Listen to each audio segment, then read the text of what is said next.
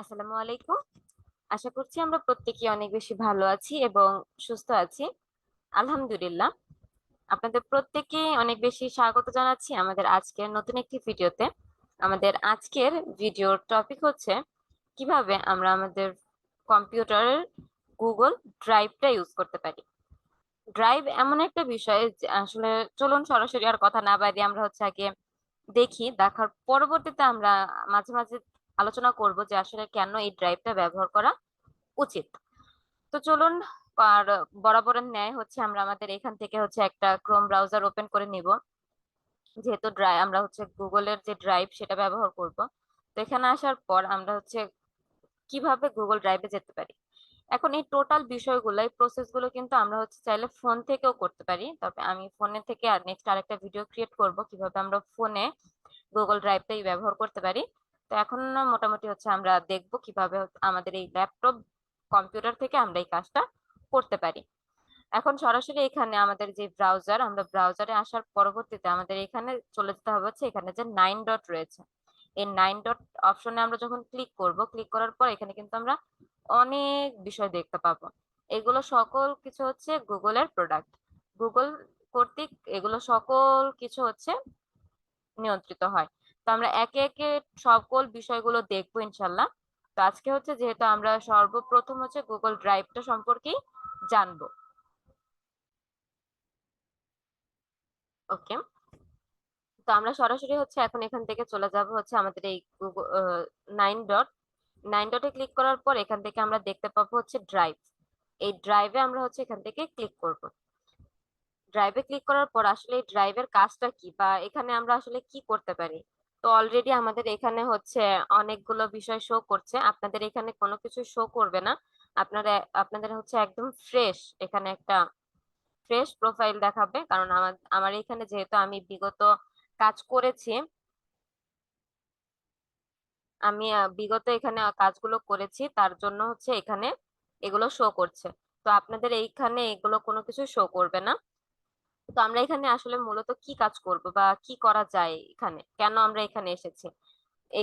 এখানে আসলে আমি যদি নর্মালি একটু বলি, আমরা অনেক সময় এরকম হয় যে যারা কাজ করি আমাদের ফোন কম্পিউটার এগুলো হচ্ছে নষ্ট হয়ে যাওয়ার চান্স থাকে, কারণ ইলেকট্রনিক ডিভাইস তো বলা যায় না, যে কোনো সময় নষ্ট হয়ে যেতে পারে, কোনো প্রবলেম চলে আসতে পারে। তো এই বিষয়গুলো আমরা কিভাবে হ্যান্ডেল করব, এখান থেকে হ্যান্ডেল করার জন্য আমরা এখান থেকে সরাসরি হচ্ছে, যেমন এমন অনেক সময় হয় আমরা আমাদের বিভিন্ন কাজে হচ্ছে এখানে ওখানে অনেক জায়গায় যাই, আমরা শুধুমাত্র আমাদের হাতে যে স্মার্টফোন রয়েছে সেই স্মার্টফোনটা কিন্তু আমরা নিয়ে যাই, আবার এমন অনেক সময় হয় সেটাও আমরা নিয়ে কোথাও যেতে পারি না। তো আমরা যখন আমাদের কোনো ডকুমেন্ট, আমাদের কোনো ইনফরমেশন, আমরা যখন কোনো বিষয়গুলো অনলাইনে রেখে দিব, এখানে যে স্টোরেজ রয়েছে এখানে যখন আমরা রেখে দিব, আমাদের কম্পিউটারটা নষ্ট হয়ে যাক কিংবা আমাদের ফোন নষ্ট হয়ে যাক, তো যাই হোক না কেন আমরা হচ্ছে এই বিষয়গুলো হ্যান্ডেল করতে পারবো। তো শুরুতে আমাদের যে কম্পিউটারের যে বিষয়, অনেক ছবি থাকে, অনেক ইম্পর্টেন্ট ফাইল থাকে, এই ফাইলগুলো আমরা যখন এই ড্রাইভে রেখে দেই, তো ইজিলি কিন্তু আমার এগুলো হচ্ছে সেফ থাকে এবং আমি চাইলে আমার কোনো ফ্রেন্ড তাকে শেয়ারও করতে পারি। তো সরাসরি হচ্ছে আমরা কিভাবে এখানে কাজগুলো করতে পারি। এখানে কাজ করার জন্য সর্বপ্রথম এখানে যে নিউ নিউ যে অপশন রয়েছে, আমি আগে আগে যদি চাই তাহলে আমাকে এখানে একটা ফোল্ডার ক্রিয়েট করতে হবে। তো আমি হচ্ছে এখান থেকে এখন এখানে কি করব, আমি আমি একটা নিউ ফোল্ডার ক্রিয়েট করব। তো নিউ ফোল্ডার ক্রিয়েট করার জন্য আমি এখানে নিউ ফোল্ডারে ক্লিক করে দেন হচ্ছে আমি একটা নাম দিতে পারি টেস্ট 1। আমি এটা লিখে একটা ক্রিয়েট করলাম, এটা হচ্ছে কি আমার একটা ফোল্ডার। তো এখান থেকে আমার এই যে ফোল্ডারটা কিন্তু এখানে শো করছে। আর এর পরবর্তীতে আমি চাইলে ফোল্ডার গুলো হচ্ছে আমার ফোল্ডারটা এখানে শো করছে, তো এখান থেকে আমি কি করব, এখানে হচ্ছে আমি কোনো কিছু আপলোড করব।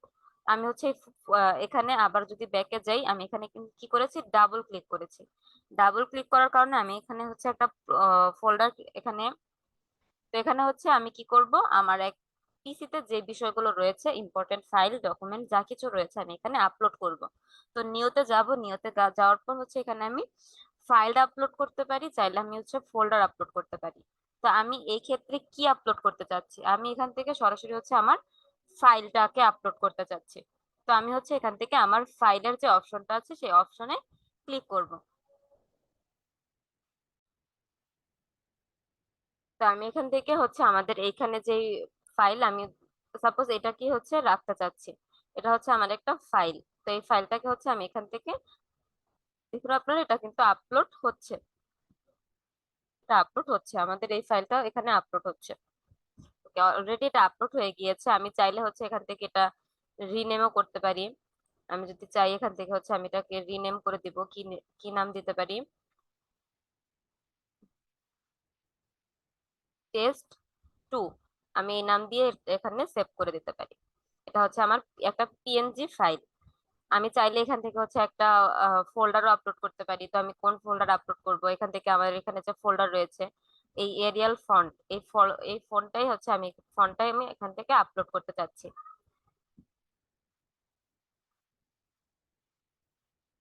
ওকে, আমার এটা ফন্টটা আপলোড হচ্ছে, এখানে অলরেডি একটা ফোল্ডার আপলোড হচ্ছে, এখানে অলরেডি 31টা ফাইল রয়েছে। তো এই 31 ফাইল সহ আমি হচ্ছে এই ফোল্ডারটা এখানে আপলোড করে দিতে পারি। তো অলরেডি আমার এটা আপলোড হয়ে গিয়েছে। তো এখন চাইলে আমি এখান থেকে কি করতে পারি, আমার যে ফোল্ডারটা রয়েছে এটা আমি কারোর সাথে শেয়ারও করতে পারি। আমি চাইলে এই পুরো ফোল্ডারটা শেয়ার করতে পারি, আমি চাইলে এই ফোল্ডারের মধ্যে যে দুইটা অপশন রয়েছে এই দুইটার যে কোনো একটা আমি শেয়ার করতে পারি। তো আমি যদি এই পুরো ফোল্ডারটা শেয়ার করি, যেমন সাপোজ হচ্ছে আমার এখানে যে টেস্ট 1, এই টেস্ট 1 এই ফোল্ডারটা যদি আমি শেয়ার করি, সম্পূর্ণটা যদি আমি কারো কাছে শেয়ার করতে চাই, তাহলে এই ভিতরে যে বিষয়গুলো থাকবে সকল কিছু দেখা যাবে। আর আমি যদি এখান থেকে শুধুমাত্র হচ্ছে এই টেস্ট 2 এই ফাইলটা আপলোড করতে চাই, তাহলে কি করতে হবে, আমি এখান থেকে হচ্ছে মাউসের রাইট বাটনে ক্লিক করে এখান থেকে শেয়ার, এই শেয়ার অপশনে ক্লিক করব। শেয়ার অপশনে ক্লিক করার পর এখান থেকে আমি যাকে অ্যাড করতে চাইবো তার ইমেলটা এখানে কানেক্ট করে নিব। তো একটু লোডিং হচ্ছে, আমরা একটু অপেক্ষা করি। ওকে, তো এখান থেকে চলে এসেছে। আমি এখন যেমন সাপোজ আমার এখানে এই ইমেলটা চলে এসেছে, আমি যদি এখন এখানে তাকে কি দিব, এডিটর, আমি চাইলে ভিউয়ার দিতে পারি, সে শুধুমাত্র ভিউ করতে পারবে। আমি যদি এডিটর দেই তাহলে সে আমার এই এই ফাইলটাকে এডিট করতে পারবে। তো আমি সরাসরি এটা সেন্ড করে দিলাম, তাকে আমি এডিটরের পারমিশনই দিলাম। তো এইখানে হচ্ছে আমি যেহেতু তাকে শুধুমাত্র এই টেস্ট 2 এই ফোল্ডারটা শেয়ার করেছি, তার মানে সে এখানে যে এই টেস্ট 1 এর মধ্যে যে এরিয়াল ফন্টটা রয়েছে সে কিন্তু এটা দেখতে পাবে না, এটা সে দেখতে পাবে না। শুধুমাত্র সে আমাদের এখানে যে টেস্ট 2 যে রয়েছে সেটাই দেখতে পাবে। তো এইভাবে করে আমরা চাইলে হচ্ছে আমাদের যেই কম্পিউটারের মধ্যে যেই বিভিন্ন ধরনের ফাইলগুলো থাকে, ডকুমেন্ট থাকে, সেই ডকুমেন্ট গুলো সেভ করে রাখতে পারি এখানে, এবং কোন একটা ফাইল বা ডকুমেন্ট আমরা চাইলে এভাবেই আমাদের ফ্রেন্ডস বা আমাদের যেই পার্টনার রয়েছে তাদের সাথে শেয়ার করতে পারি। তো আপনাদের প্রত্যেককে অনেক বেশি ধন্যবাদ আমাদের এই ভিডিওটা শেষ পর্যন্ত দেখার জন্য। সকলে অনেক বেশি ভালো থাকবেন, সুস্থ থাকবেন। আপনাদের মাঝে চলে আসবো নতুন আরেকটা ভিডিও নিয়ে। অনেক বেশি ভালো থাকেন। আল্লাহ হাফিজ, আসসালামু আলাইকুম।